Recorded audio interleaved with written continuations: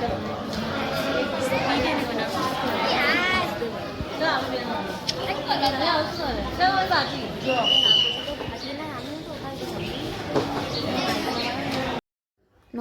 বন্ধুরা, সবাই কেমন আছো? আশা করি সবাই খুব ভালো আছো।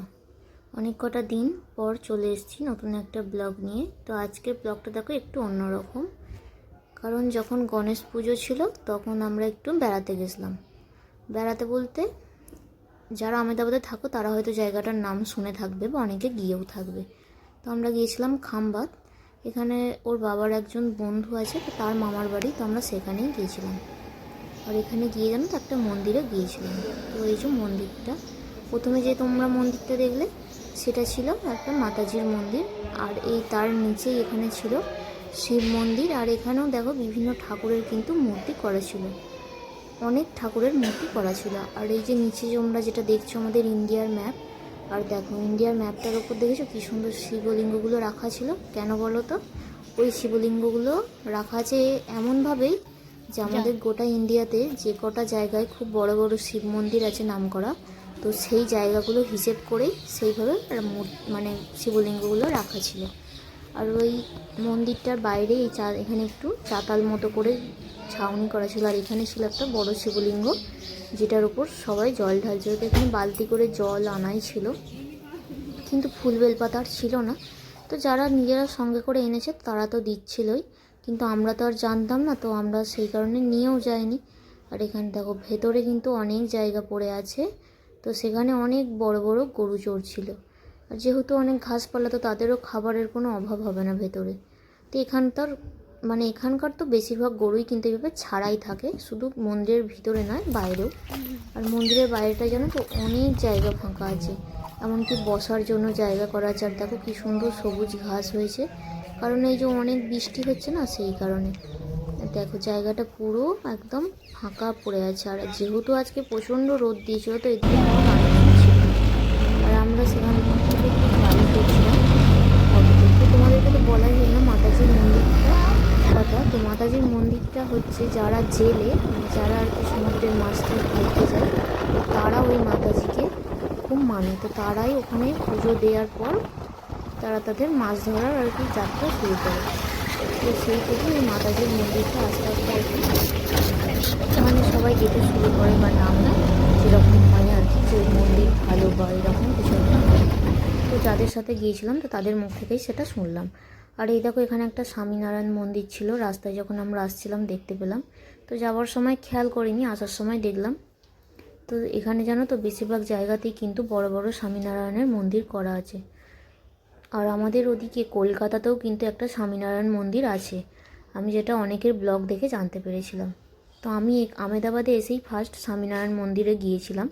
তো সেটা কিন্তু আমেদাবাদের বাইরে ছিল যদিও, কিন্তু গিয়েছিলাম অনেকবারই, প্রায় 2-3 বার গেছি। তো এখান থেকে আমরা ফেরার সময় ভিডিওটা করি, যাওয়ার সময় আমি কোনো ভিডিও করিনি। আর বা আমরা যখন আমেদাবাদ থেকে আসি তখনও কিন্তু আমরা কোনো ভিডিও করিনি, কারণ কি জানো তো বাসে এসেছিলাম আসার সময়। তো বাস চাপলে আমার আর মেয়ের দুজনকারই খুব কিন্তু কষ্ট হয়, মানে বমি আর কি যাকে বলে।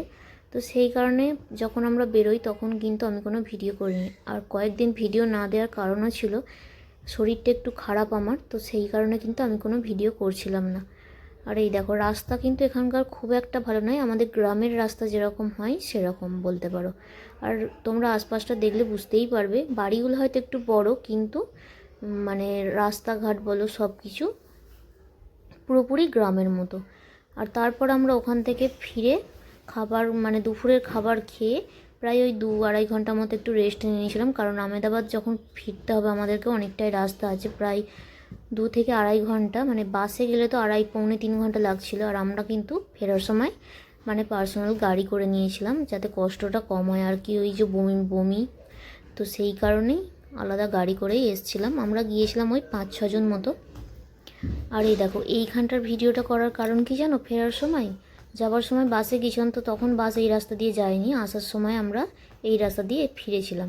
তো এখানে জায়গাটাকে ওই যে যেখান থেকে শুরু করেছিলাম ভিডিওটা, তোমরা কয়েকটা তাল গাছ দেখতে পেয়েছিলে নিশ্চয়ই। তো ওখানটা থেকে জায়গাটাকে এখানটায় অনেকেই মিনি কেরালা বলে, কারণ সাউথে যেরকম তোমরা দেখতে পাবে যে প্রচুর পরিমাণে তাল গাছ, নারকেল গাছ দেখা যায়। তো এই জায়গাটাতে আছে প্রচুর তাল গাছ আর নারকেল গাছ। তো সেই কারণে কিন্তু এই জায়গাটাকে মিনি কেরালা বলে। তো এই যে বললাম, যারা আমেদাবাদে থাকে তারা হয়তো অনেকে চেনে বা গেছে। আর যেহেতু বৃষ্টির সময়, তো সেহেতু জানো তো আমরা নেমে ভিতরের দিকে যেতে পারলাম না, কারণ এই জায়গাটার নয়, এই যে চারপাশটা তোমরা দেখছো সবই পুরোপুরি তাল গাছ। আর মানে প্রচুর তাল গাছ আছে। আর এখানে মানুষজন তো নেমে দাঁড়িয়ে ছবি টবিও তুলছে, যেহেতু ভেতরে ঢোকা যাচ্ছে না, তো রাস্তার ধারেই দাঁড়িয়ে সকলে ছবি টবি তুলছে। খুব সুন্দর লাগছে জানো তো। আর তোমরা যদি কেউ ইউটিউবে সার্চ করো যে মিনি কেরালা, তো তোমরা দেখবে এই জায়গাটা দেখাচ্ছে। তো আমিও ফার্স্টে জানতাম না, যাবার সময় থেকে শুনছিলাম, কিন্তু যাবার সময় বাসে গিয়েছিলাম তো দেখতে পাইনি। এই যে দেখেছো কত সবাই নেমে এখানে ছবি তুলছিল। তো এরকমই আমরা যখন পুরো রাস্তাটা দিয়ে যাচ্ছিলাম তখন অনেকেই দেখছি যে নেমেছে।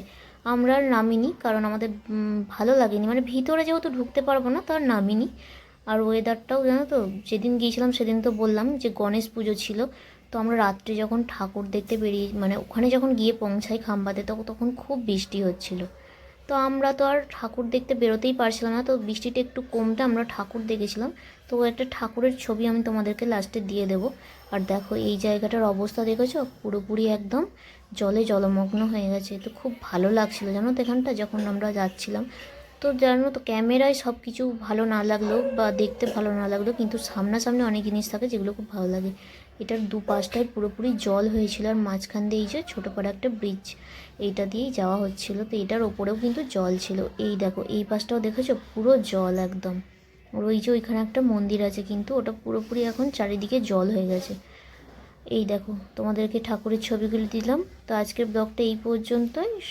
সকলে ভালো থেকো, সুস্থ থেকো, সাবধানে থেকো, আর ব্লগগুলো দেখতে থাকো।